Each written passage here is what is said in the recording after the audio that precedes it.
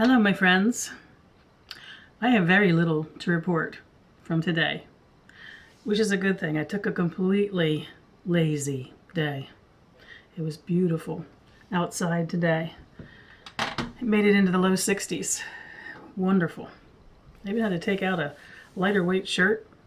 Didn't wear a sweater or a jacket.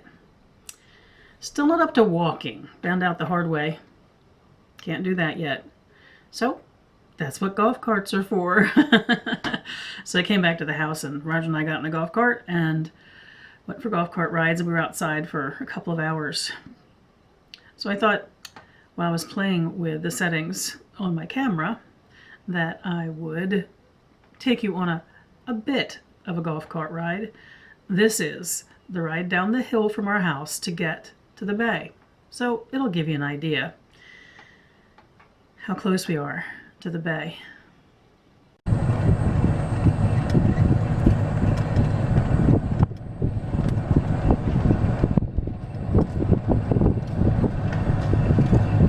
Hey, look who's out front.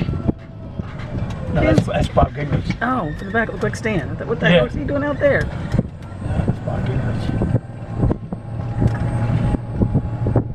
He's here in the back tire. This one? Your side.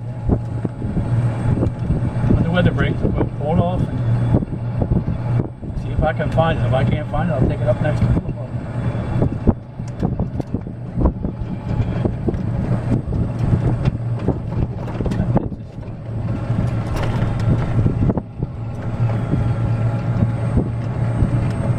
Leonard's now. Wow.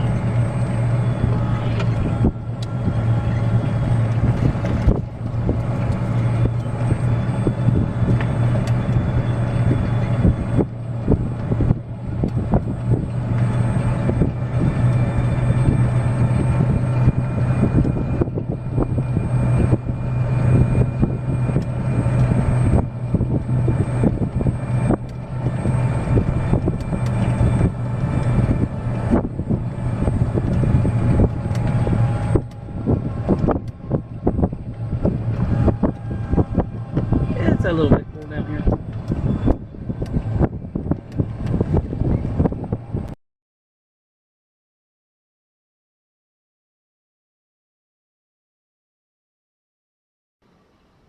And then after that, it was time to go get our friend Tony. We help with his transportation needs. He's on kidney dialysis several times a week, and we help either take him or pick him up.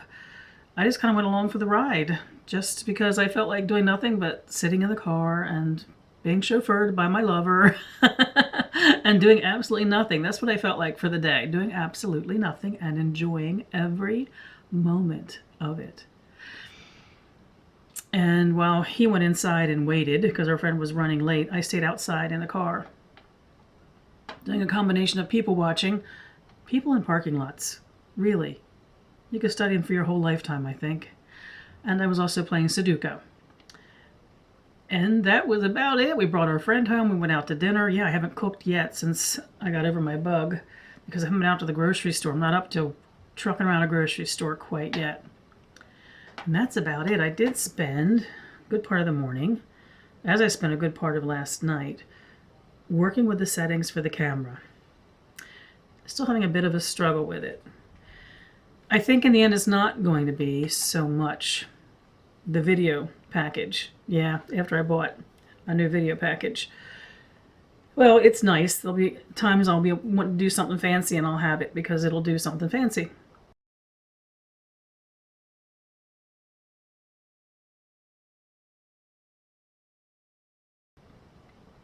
But a friend suggested that while the camera came with advice in all the lengthy instructions how to use it, to use the auto, the standard focus feature, that he didn't agree with that. He said to use the automatic focus. He said the only thing wrong with this kind of camera, since it's not very expensive, is when it auto focuses when you're using the video. You might hear the lens moving in and out, but that it's a small price to pay for the fact that it will generally be focusing on what you want to focus it on, which is kind of the point, isn't it? So we'll see what today's videos turned out like. Yesterday's videos were both a success and a flaming failure in that most of them were too fuzzy, which you could tell by looking at the videos yesterday. But there was one snippet of video in there that was perfect, where the camera chose to be a good camera and focus perfectly. So I know what the camera's capable of doing. It's what the human hasn't been capable of doing, which might be the challenge. But I'm getting there. I'm getting there slowly. Not exactly what I thought I'd be spending time on this week, but I am bound and determined that I will be victorious over this Nikon Coolpix camera, because I love the still pictures it's taking. I know it can take good videos, and I'm going to make it do so. I think I'm getting closer, and that's a good thing. We had a couple of signs of spring today. Remember I told you that oftentimes here, because until the dogwoods and the skunk cabbage start blooming in the woods, we don't get a lot of signs of spring because we don't have things like daffodils or tulips or crocus or things like that in the woods.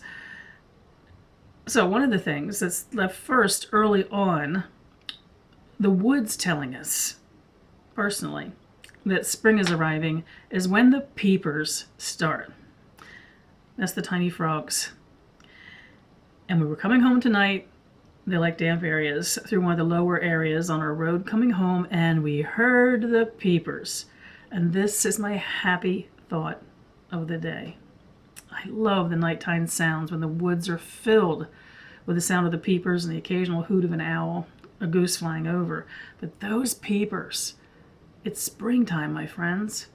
I love the peepers so much that after the first year we were here, I renamed my March moon, which used to be my wind moon, to the peeper moon. Peepers! Okay.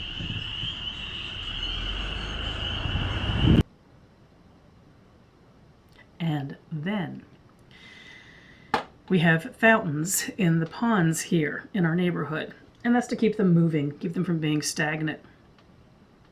They're turned off over the winter because we get hard freezes. The ponds aren't very deep. And today, this is what we saw.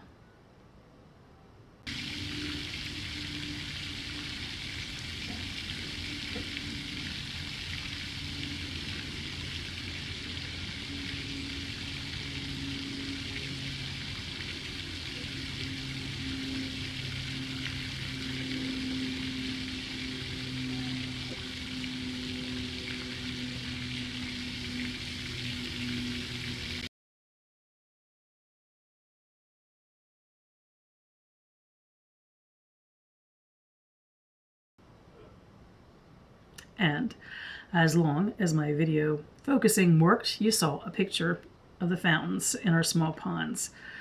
So that was 2 signs of spring here today. Wonderful, wonderful. I'll take that.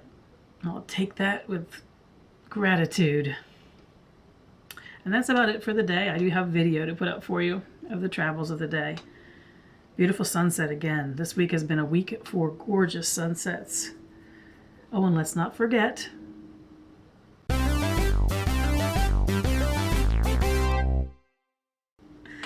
I did have a question. This is going to be fun, and I do hope you'll get into the spirit of this, my friends. Just, I don't care how silly it is. I don't care how serious it is. I think this will be great fun for me. And this question was, what was your favorite subject in high school or college? Well, the first thing is, this girl got nowhere near a college. I left home at 17 years old. I had originally thought I would go to college. I wanted to be a history teacher. That'll give you a hint what my favorite subject in high school was. But it was, well, I'm old enough that family decisions in my time were made based on if you could send both your kids or all your kids to college, you did. If you only had a certain amount of money, you looked to put the boys to college. Yeah. So in my particular circumstances, there was money for my brother to go to college. There wasn't money for me to go to college. So I knew from when I was about 16 that I probably wasn't going to go to college. I got a lot of scholarships, but just not enough for it to be possible for me to go. But the thing is, you might think, oh my goodness, she probably was very, very disappointed about that. Well, yes and no. My life certainly would have been different in some ways if I had left home to go to college. Instead, I left home and married. And it was a very brief and very violent marriage. And don't be bummed by this. It's okay. It's eons ago, and I learned a lot from it. And it introduced me to the woman's underground, and I've spent a good part of my life active in support of abused women and their children. I know exactly where that experience took me, but as a 17 and then 18-year-old to go through that, that wasn't like, giggles and grins, was it? But what it did is, unfortunately, to get out of my house that I grew up in, I made a bad mistake in order to do that, to get married, because that took me away from home. And the times weren't yet that young women were leaving home to go on their own unless they were going to college or getting married. You didn't see women just getting a job and getting out and getting an apartment with their girlfriends or whatever. So instead of going to college, I got married, and within 6 months that was annulled. And actually, I spent more time in the hospital recuperating than I did actually in the marriage. But it was that situation that brought me in touch with the therapist, who put me in touch with my first group of women who were getting together to honor the goddess. Can you imagine my life? No matter how horrendous that experience seemed at the time, if it hadn't happened, who would I be if I hadn't come to understand, or would I have ever come to understand, the honoring of goddess, and then, of course, for me, eventually, God, too, in a contemporary sense? I kind of wandered off tangent there. But that's what happened. No money to go to college, and I opted to, as a very naive 17-year-old, to get married. By 18, I was indeed a woman on her own, not welcome back home. The divorce was a bit of an embarrassment to my family. First divorce ever in the history of our family, and it was very difficult for my mother to cope. So I wasn't welcome back in the family home. There was an attitude in those days, if you were the victim of domestic abuse, that perhaps you had done something to cause it. Similar to what we see so much in the media now, that if a young woman dresses what may appear to be seductively, some aspects of media or individual people will say, well, she asked for it. That's kind of what happened to me. The family just didn't welcome me back home. They figured I had been a bad wife in some way. Otherwise, why would that have happened to me? But what that put me on was independence. 18 years old in my first apartment. I did have a good job. I made ends meet. And that's where my life progressed from that point. So while my girlfriends and my guy friends from high school were all in college, I was working.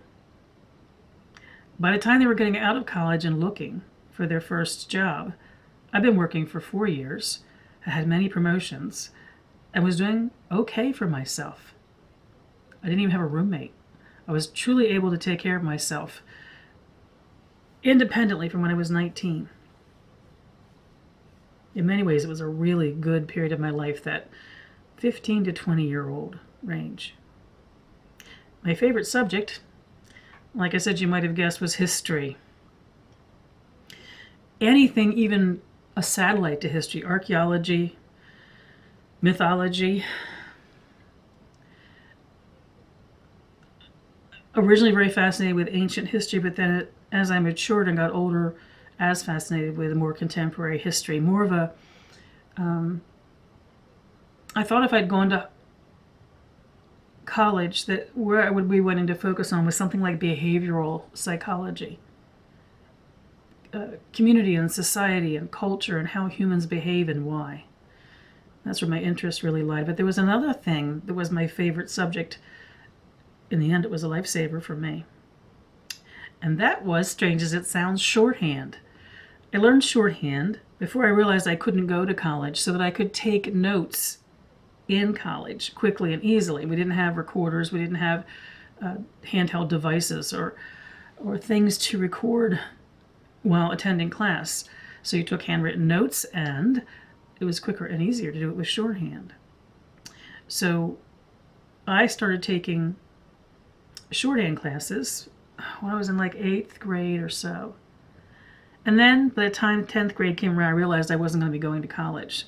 So I turned the shorthand classes into the last 2 years I was in school. I took all courses to prepare me for working in the business world. So in those days, it was things like typing, bookkeeping, and accounting. I can't remember what the other ones would have been now. Of course, shorthand was one of them. Stenography in general, transcription. And what it did is it prepared me. And in fact, the last year I was in high school, I went to school for 3 hours in the morning and I worked the rest of the day. So at 16, I was working. I graduated high school when I was 16. I actually began working full-time when I was 16. I worked full-time almost every year of my life. I took several years off to raise my stepson, but other than that, full-time my entire life. 1 or 2 or sometimes 3 jobs at a time. Shorthand is my other favorite subject. The way it captures your thinking and your words without the tediousness of individual letters, because shorthand captures the sound bites, the phonetics of your speech. To this day, when others back in the 70s were learning the witch's alphabet or runic ways of writing in their books of shadow that they wanted to be private, I was just doing it all in shorthand. I was excellent in that particular trade. It meant that when I graduated from high school, I had already lined up and was hired by a large corporation. And my skills were actually excellent for the time. And those secretarial skills led me into the world where I became an executive assistant and administrative coordinator over the years. I never had any college in support of my career, and I had a very successful career. But shorthand fascinated and intrigued me as a language, as an art form, and as the way of capturing what's in your mind and having it come out through your fingers. I still do shorthand every now and then. Sometimes when I'm journaling, I do it, especially when I want to keep something particularly private. Well, it's not that no one knows shorthand. It's not taught, needed, or used nowadays, but there are still people out there who can read shorthand. But when I use shorthand rather than written words, I'm in touch with a different part of my brain than I am when I'm actually thinking letters and the formation of words.